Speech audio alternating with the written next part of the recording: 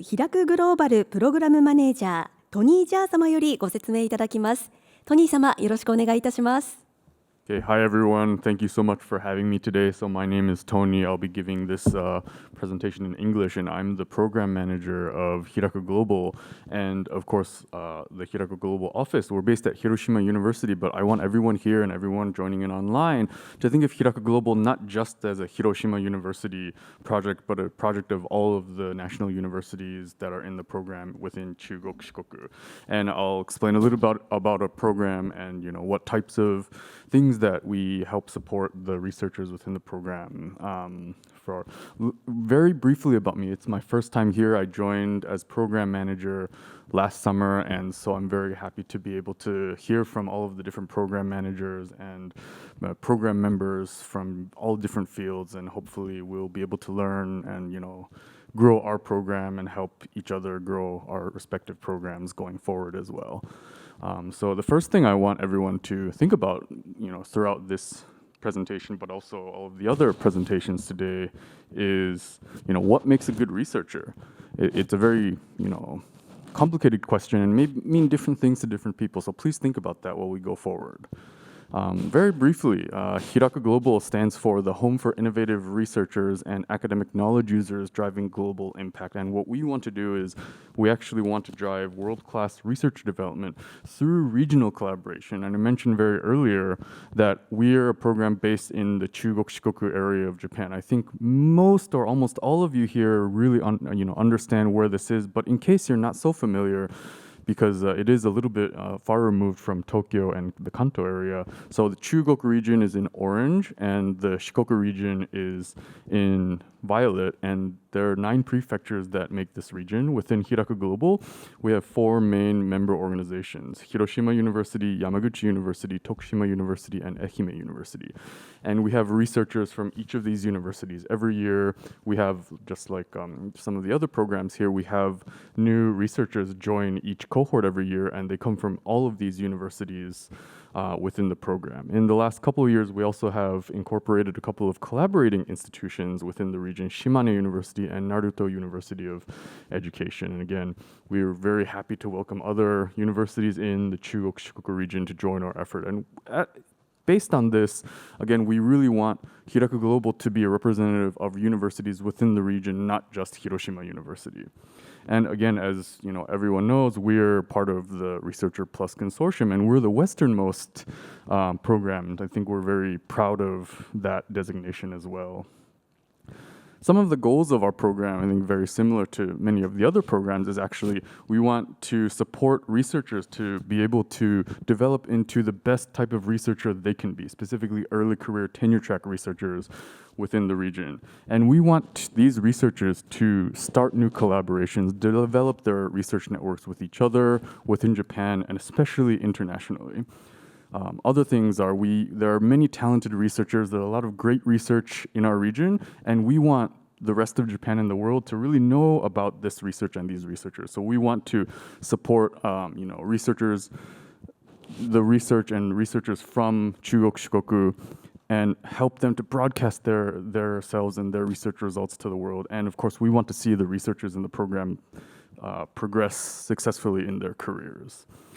Over 6 cohorts, we've had over 30 HIRAKU-Global researchers go through the program, some current, some alumni, and they come from all different fields, social sciences, engineering, sciences, natural sciences, physical science, even medical science.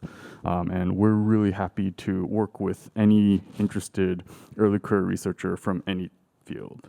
And again, going back to this question, what makes a good researcher? Again, this is very different. Different fields have, people in different fields have different concepts of what is good research or good researchers.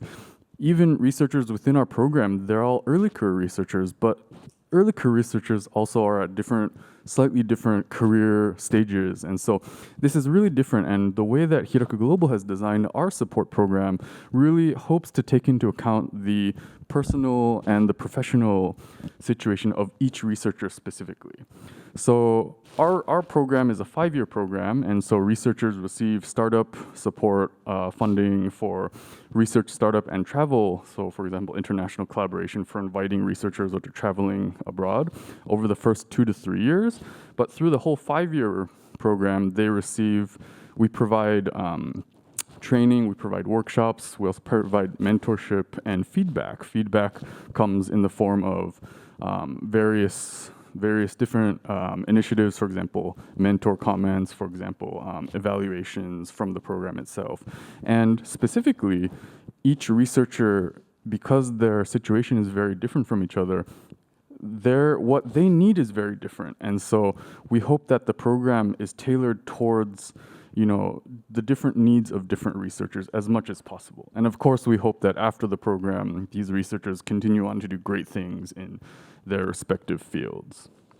With that said, HIRAKU-Global has a 3-layered researcher development strategy. I'll go through very briefly each of the layers and give some examples. And so the first layer is the core contents. It's the really core values of what a researcher is, and that includes the research activities. For example, what type of research, what your presentations, your outputs, and also something called we like to use something called an individual development plan, which is a self-reflection of what goals you have as a researcher, and then what things you need to achieve those goals. It differs between person to person. It may even change from year to year, and we believe that these aspects can help to personally tailor a research and development strategy for each unique researcher's unique situation.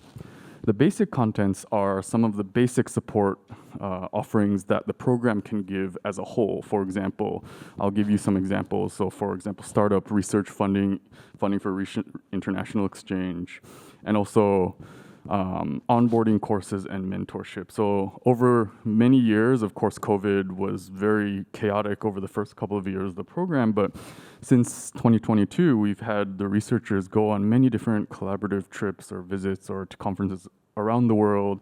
You can see, they've all gone to a wide range of different locations. And even just this past year, you can see that these researchers are going abroad to different places, meeting people, starting new collaborations, expanding existing collaborations, and sometimes just going and even just meeting researchers they've never even talked to before, just to try to see if they can work together on something. Every year when we onboard the new researcher cohort, we run a starter course which introduces the program and also introduces the researchers to the prospective mentors within the program. And I'm really glad to have the opportunity to work with these 5 great mentors in the program. They come from different fields.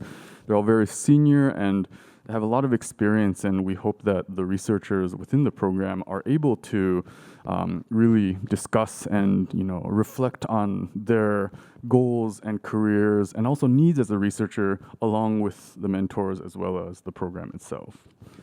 And then finally, we have empowerment contents, and this is separated into 2 categories: visionary empowerment and professional empowerment. And this is really a way to give researchers the practical and also the visionary tools to be able to accomplish whatever research goals they've set for themselves. And I'll give you a few examples. For example, the program, we have a retreat every year for all of the researchers to come together in one place in person, to just mingle, talk to each other, learn about each other's research, and it's organized by researchers for researchers in the program. And of course, as programs, sometimes it's hard to meet in person because all of the universities may be somewhat far from each other. We do a lot of online activities, but this is one of the main in-person activities that really allows the researchers to connect with each other. And you can see it's a variety of activities, including that differ every year: discussions, tutorials, lab tours, etc. We also have some other, seminars and workshops. For example, the International Trip Seminar is a seminar where senior HIRAKU-Global researchers actually give short presentations about not just their research, but also, their experience going abroad, including practical things, how they started a collaboration, how they contacted their host researchers, even things like, what type of food how they got housing. Even these small things are very important, sometimes very difficult for many early career researchers who haven't really done that very actively up until now. And of course, we also have workshops by mentors occasionally. This one was by mentor Dr. Suzuki, who talked about intellectual property, and these happen occasionally and are covered a lot of different types of topics. We also have online conferences, seminars.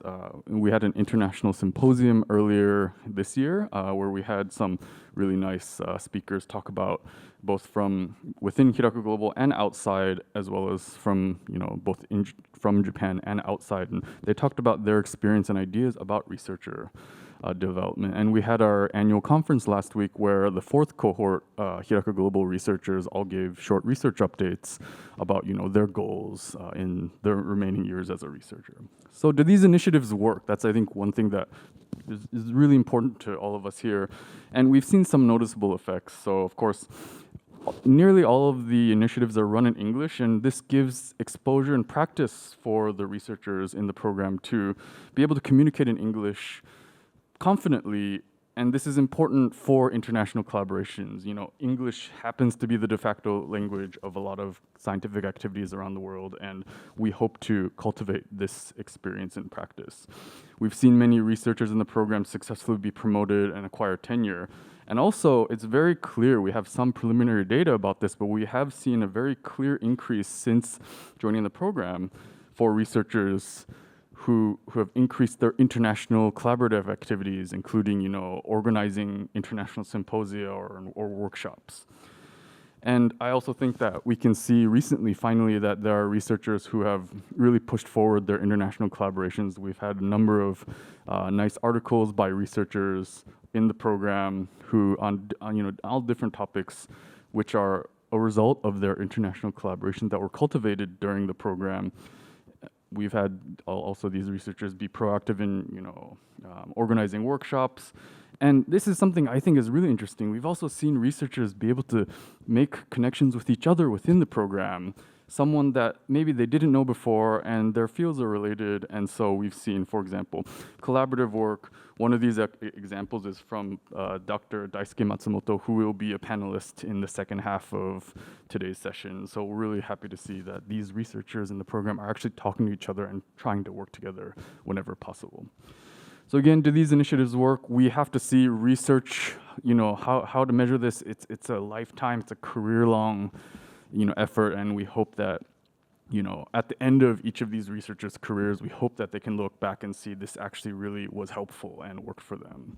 And so again, thank you everyone. I'd like to, acknowledge many people, especially the Hiroshima University HIRAKU-Global team, and we hope to see you again. Please follow us on social media. Thank you.